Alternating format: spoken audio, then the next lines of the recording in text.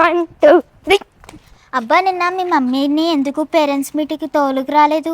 మా మమ్మీని అడిగా, తనకేదో పని ఉందని రాలేదు. అవి అనుకున్నట్టు మీ మమ్మీ ఏమి నీ మమ్మీ కాదు, నేను ఎక్కడి నుంచో పెంచుకోండి. తను ఒక ట్రాన్స్. అలాంటి వాళ్ళకి అసలు పిల్లలే పుట్టరు. నువ్వు నాకు చెప్తున్నావే, వెళ్ళి ఇక్కడి నుంచి. ఇంకొక మాట మా మమ్మీ గురించి తప్పుగా మాట్లాడిన ఫ్రెండ్ వన్ కూడా చూడని చెప్తున్నా, కొడతా. ఎల్లమ్మ ఎల్లు. పోవే, నీతో నాకు మాటలేంటి?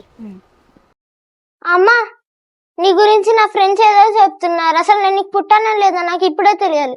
అరే ఇవన్నీ నీకు తెలియదురా, నువ్వు చిన్న పిల్లవి, ఇంట్లోకి వెళ్ళు.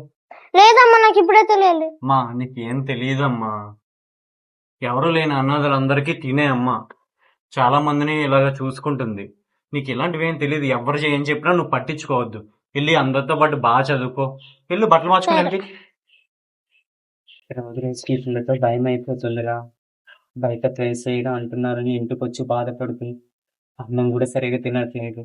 ఏం కాదు, పెద్ద ఏ కొద్దీ అదే నేర్చుకుంటది, అదే నేర్చుకుంటది. నువ్వేం బాధపడకు, సరేనా? సరేరా. రేపు ఆ పిల్ల ఫీజు కట్టాలి, స్కూల్కి వెళ్ళి కాస్త కట్టేసిరా. సరే సరే మరి నేను ఆ పిల్ల కన్నా సరే పెట్టేస్తా.